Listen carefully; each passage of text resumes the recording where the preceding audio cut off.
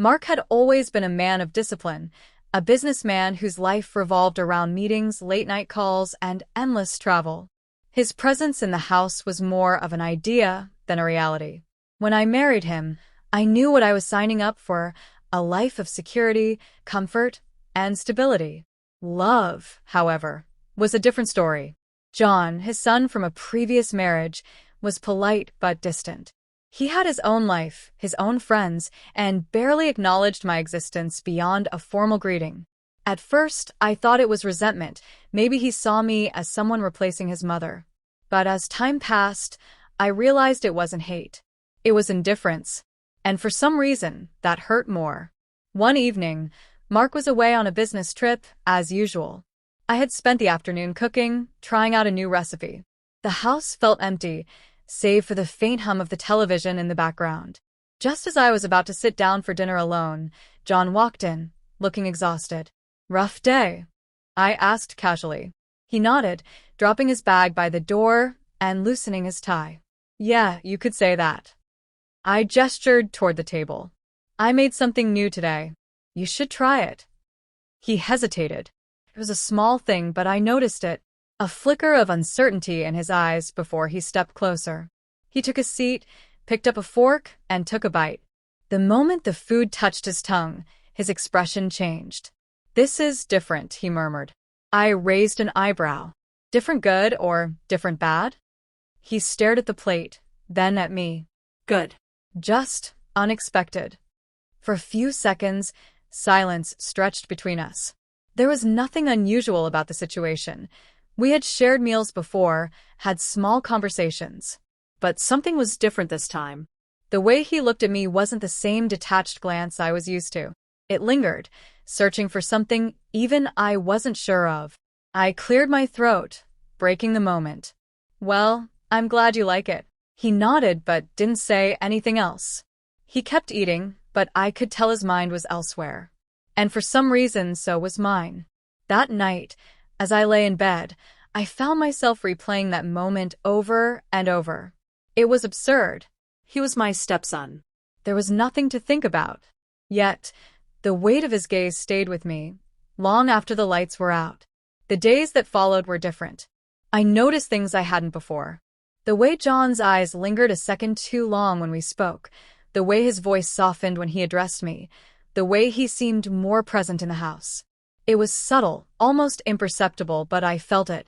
Mark remained oblivious, buried in his work, treating home like a temporary stop rather than a place to stay. It wasn't new, but now, for the first time, it bothered me. I had spent years convincing myself that I didn't need affection, that companionship was enough. But now I wasn't so sure. One night, I found John in the living room, a book in his hand, though he didn't seem to be reading it. I placed a cup of tea in front of him. He glanced up, surprised. "You didn't have to." "I know." I sat across from him. "Long day." He nodded. "Yeah, but it's getting better." His eyes met mine for a brief moment before he looked away. A strange tension filled the space between us. It wasn't awkward, but it wasn't comfortable either. It was something else, something unspoken. "I used to think you didn't like me," I said, half joking. He smiled, shaking his head. "It's not that.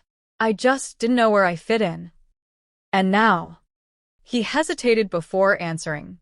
"Now, I think I do." The words sat between us, heavy with meaning. I should have ended the conversation there, made an excuse to leave, but I didn't. Instead, I let the moment stretch, let the silence speak for itself. I noticed the way his fingers tightened around the cup, the way his jaw tensed, as if he were fighting an internal battle. And then, just as suddenly, he stood up. "I should get some sleep." His voice was controlled, careful. I nodded, forcing a smile. "Good night."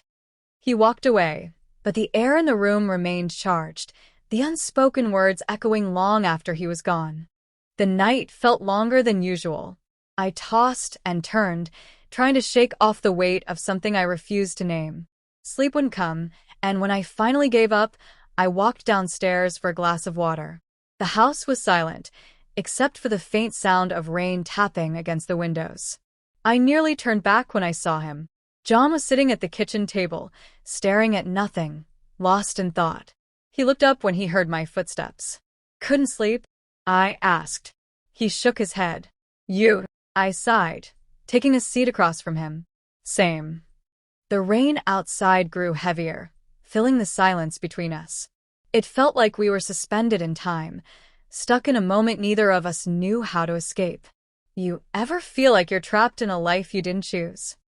His voice was quiet, but there was something raw in it. I hesitated before answering. More than I'd like to admit. He exhaled, rubbing the back of his neck.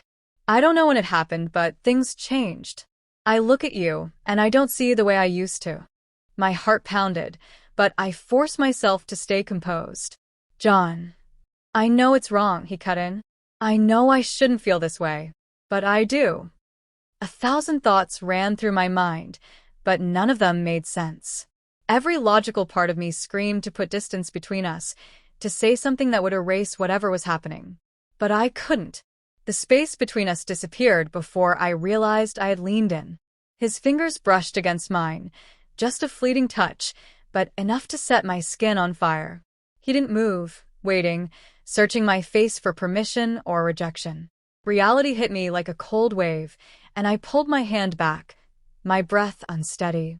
This can't happen. John clenched his jaw, nodding slowly. I know. Neither of us moved. The weight of what almost happened hung in the air, impossible to ignore. I stood abruptly, pushing my chair back. We should forget this. He didn't argue. He didn't say a word.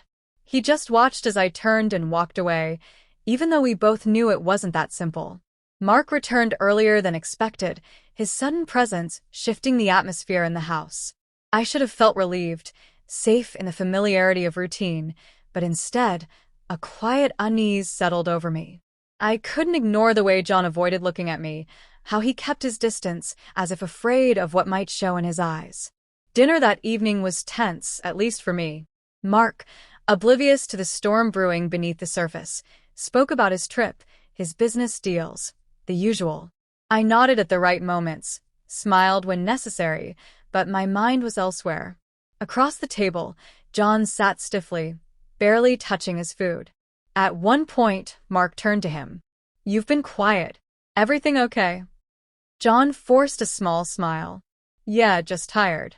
Mark shrugged, satisfied with the answer, but I could feel the weight of John's silence. He was struggling, and so was I. Later that night, I found him standing by the window, staring into the darkness outside. I hesitated before speaking. John, he turned, his expression unreadable. I think I should leave. The words hit harder than I expected. What? I got a job offer in another city. I think it's for the best. I swallowed hard. John, you don't have to do this. He gave a short, hollow laugh. Don't I? If I stay, this doesn't end. And we both know it. I wanted to argue, to tell him he was wrong, but I couldn't. He was right. He took a deep breath, his voice quieter now. Tell me this, and I'll stay if you ask me to. I opened my mouth, but no words came. My silence was the only answer he needed. He nodded, as if he had expected it. Take care of yourself. And just like that, he was gone. I watched from the window as he walked away, my heart heavy with everything unsaid.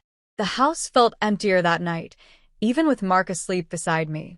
I had made the right choice, the only choice, but as I lay awake staring at the ceiling, I couldn't shake the feeling that something had been lost forever.